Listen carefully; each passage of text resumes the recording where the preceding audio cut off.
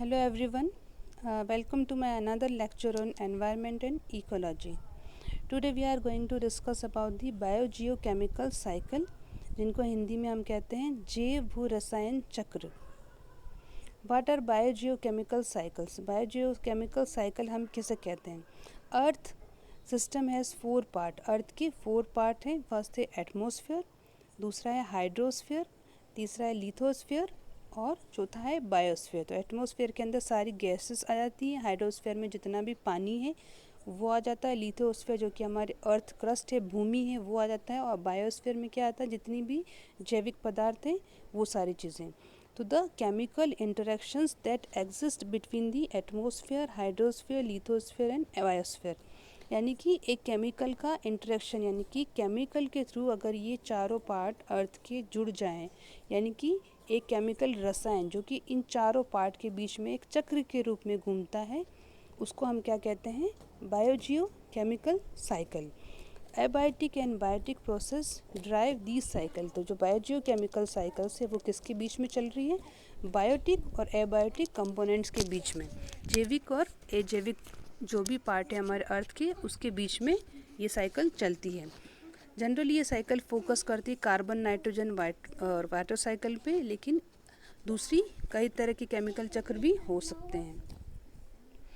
Cycling elements. तो अब इन चक्र के द्वारा कौन कौन से एलिमेंट हैं जो कि चक्र बनाते हैं, जिसमें 2 पार्ट में डिवाइड कर रहे हैं, जिसको हम मैक्रो न्यूट्रिएंट्स और दूसरा है माइक्रो न्यूट्रिएंट. मैक्रो मतलब जो पदार्थ हमें ज़्यादा मात्रा में आवश्यक होते हैं, यहाँ पे ज़रूरत होती है हमें, उसको कहते हैं मैक्रो न्यूट्रिएंट, जैसे carbon, hydrogen, oxygen, nitrogen, phosphorus. और दूसरे इम्पॉर्टेंट हो सकते हैं सल्फ़र, पोटेशियम, कैल्शियम, आयरन और मैग्नीशियम.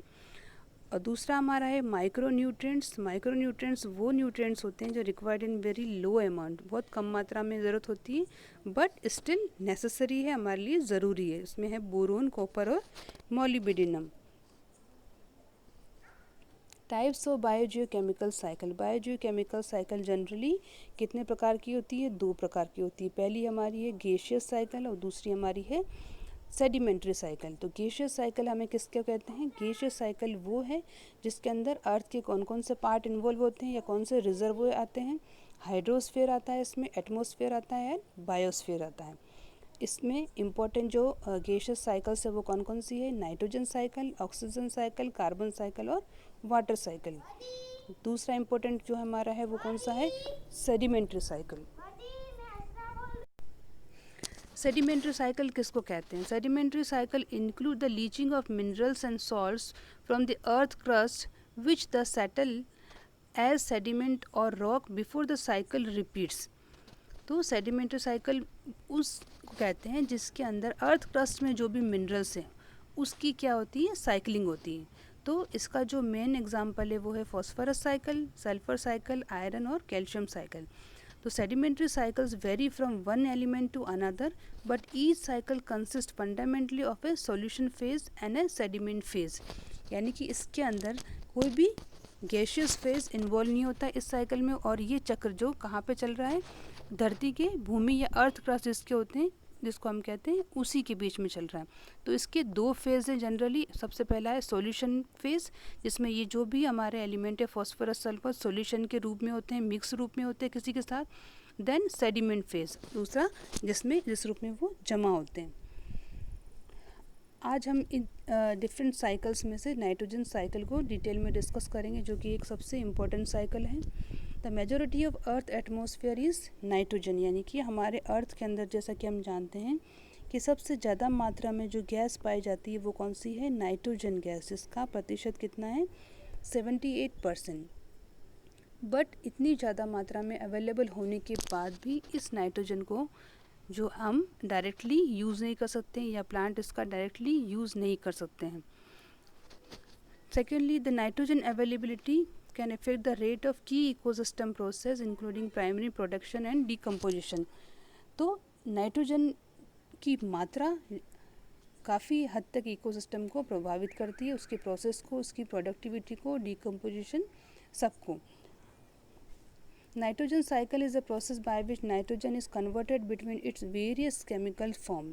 तो नाइट्रोजन चक्र हम किसे कहेंगे कि नाइट्रोजन चक्र उसको कहते हैं कि जो नाइट्रोजन के अलग अलग फॉर्म्स में, अलग अलग प्रकार को एक प्रकार से दूसरे प्रकार में कन्वर्जन के प्रोसेस को और दोबारा नाइट्रोजन गैस का बन जाना, इस प्रोसेस को हम क्या कह रहे हैं? नाइट्रोजन साइकिल कह रहे हैं। और इसके अंदर बहुत बायोलॉजिकल और फिजिकल प्रोसेस इन्वॉल्व हैं। Process of nitrogen cycle, nitrogen cycle का प्रोसेस क्या है, किस तरह से ये चक्र चलता है? तो जैसे कि हमने बताया कि इसके अलग अलग फॉर्म्स के बीच में नाइट्रोजन को कन्वर्जन, तो ये फॉर्म्स कौन कौन से हैं? तो नाइट्रोजन की जो अलग अलग फॉर्म्स है जो कि नाइट्रोजन साइकिल बनाते हैं वो कौन है? अमोनिया है, NH4 प्लस, देन नाइट्राइट है, NO2 माइनस, नाइट्रेट है, NO3 minus, nitrous oxide N2O, nitric oxide NO और इनऑर्गेनिक नाइट्रोजन गैस। तो ये सारे जो कंपोनेंट है वो क्या चलाते हैं? नाइट्रोजन चक्र को चलाते हैं।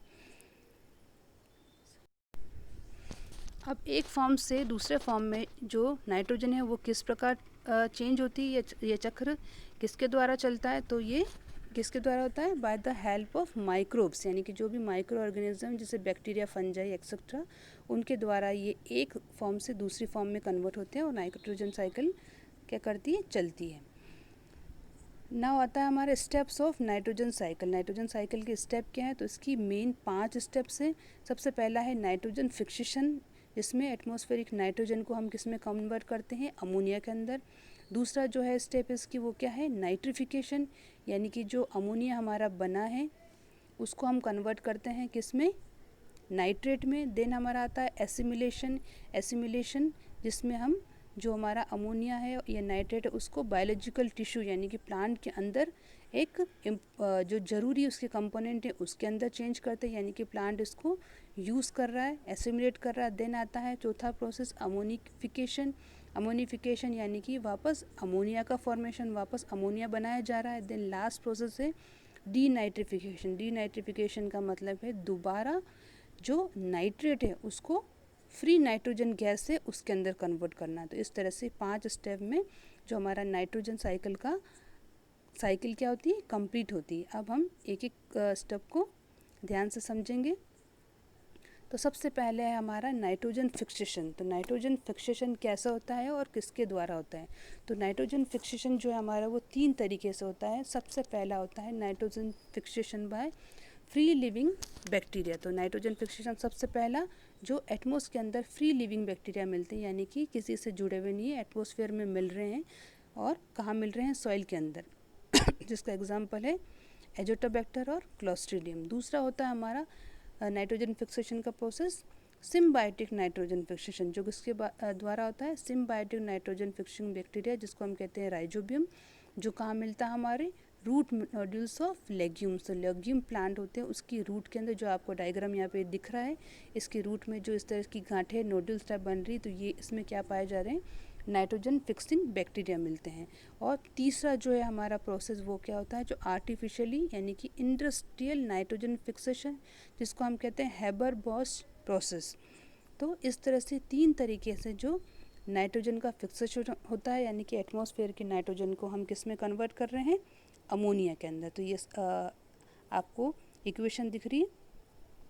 नाउ नेक्स्ट जो सेकंड पॉइंट है नाइट्रोजन फिक्सेशन के बाद, जब अमोनिया बन जाता है नाइट्रोजन का, उसके बाद उस अमोनिया को हम क्या करते हैं? चेंज करते हैं नाइट्रेट के अंदर, क्योंकि ये जो अमोनिया बना है फिक्सेशन के बाद वो एक तरह से एक टॉक्सिक प्रोडक्ट है जो कि जिसको प्लांट डायरेक्टली यूज़ नहीं कर सकते हैं। तो उसको एक यूजेबल फॉर्म में हमें कन्वर्ट करना ज़रूरी है, और वो यूजेबल फॉर्म क्या है? नाइट्रेट्स। तो अगर आपसे क्वेश्चन पूछा जाए कि किस फॉर्म में नाइट्रोजन को प्लांट ले सकता है या यूज़ कर सकता है, यानी कि कौन सा यूजेबल प्रोडक्ट है जिसको प्लांट एब्जॉर्व करता है, तो वो फॉर्म कौन सा है? नाइट्रेट। तो इसको कन्वर्जन करने के लिए 2 इम्पॉर्टेंट बैक्टीरिया हैं हमारे पास, नाइट्रोसोमोनास और नाइट्रोबैक्टर। तो यहाँ आप डायग्राम में देख सकते हैं कि सबसे पहले जो हमारा अमोनिया है, अमोनिया को कन्वर्ट कर रहे हैं किसकी उपस्थिति में? ऑक्सीजन की प्रेजेंस में, नाइट्राइट में। और वो बैक्टीरिया कौन सा है? नाइट्रोसोमोनास। तो नाइट्रोसोमोनास क्या करता है? अमोनिया को नाइट्रेट में कन्वर्ट करता है, देन नाइट्राइट को नाइट्रेट में कन्वर्ट करता है। दूसरा बैक्टीरिया जिसको हम कहते हैं नाइट्रोबैक्टर। तो इस तरह से अमोनिया फाइनली किस में कन्वर्ट होती है, नाइट्रेट के अंदर, जिसको ईजीली प्लांट क्या कर सकता है, एब्जॉर्ब कर लेता है, किसके द्वारा, अपनी रूट्स के द्वारा। अब आता है इसका तीसरा स्टेप नाइट्रोजन साइकिल का, जिसको हम कहते हैं एसिमिलेशन। एसिमिलेशन का मतलब होता है कि उसको यूज़ करके उसका एक यूज़फुल प्रोडक्ट बनाना। तो एसिमिलेशन कहाँ होता है, प्लांट के टिश्यू या कोशिका या सेल के अंदर। तो इस तरह से रूट के द्वारा ये नाइट्रेट को या कुछ अमाउंट में अमोनिया को एब्जॉर्ब करता है, देन उसको किस में कन्वर्ट करता है, यूज़फुल कंपाउंड में।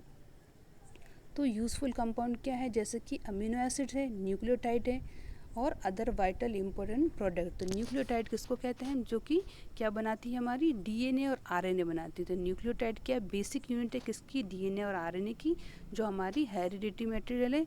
तो न्यूक्लियोटाइड और अमीनो एसिड का निर्माण या प्रोडक्शन किसके द्वारा होता है, ये जो नाइट्रोजन प्लांट रूट्स के द्वारा किससे ऑब्जर्व करते हैं, सॉइल से ऑब्जर्व करते हैं। तो इस तरह से उसका एसिमिलेट कर लेते हैं, उसको अपनी बॉडी में उसका इस्तेमाल कर लेते हैं।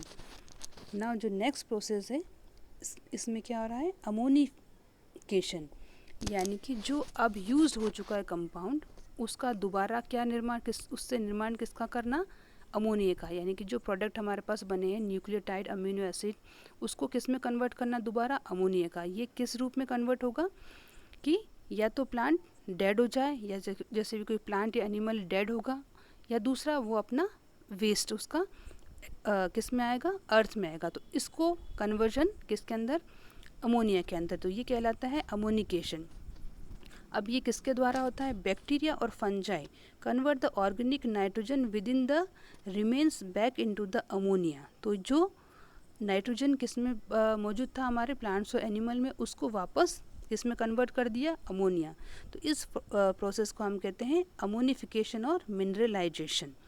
तो एंजाइम्स जो इसमें मेन है, ये आप देख सकते हैं, ये एंजाइम्स के नाम हैं। अब हमारा आता है कि जो अमोनिया में कन्वर्ट हो गया, उसके बाद उसका डीनाइट्रिफिकेशन, यानी कि अमोनिया बन चुका है दोबारा, हमारे पास जो नाइट्रोजन पूरा प्लांट के पास घूम के वापस कहाँ पे आ चुका है, मिट्टी के अंदर।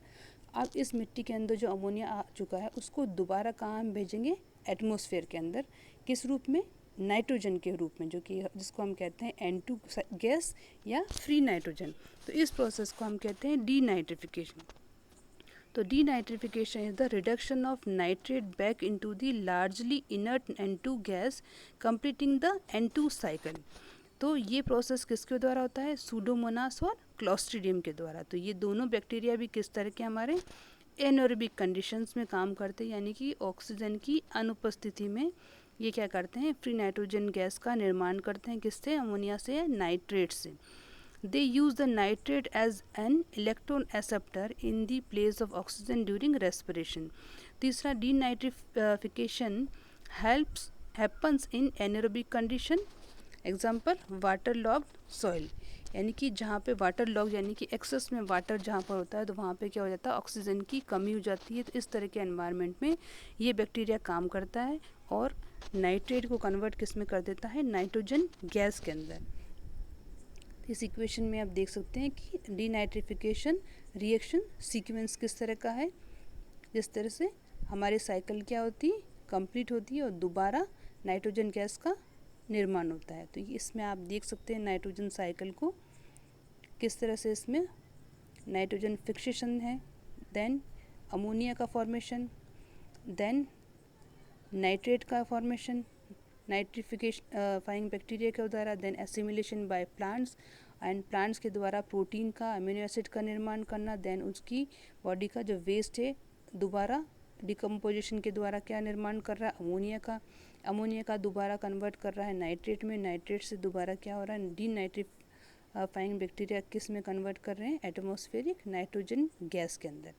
तो इस तरह से ये हमारा नाइट्रोजन साइकिल का चक्र कंप्लीट होता है।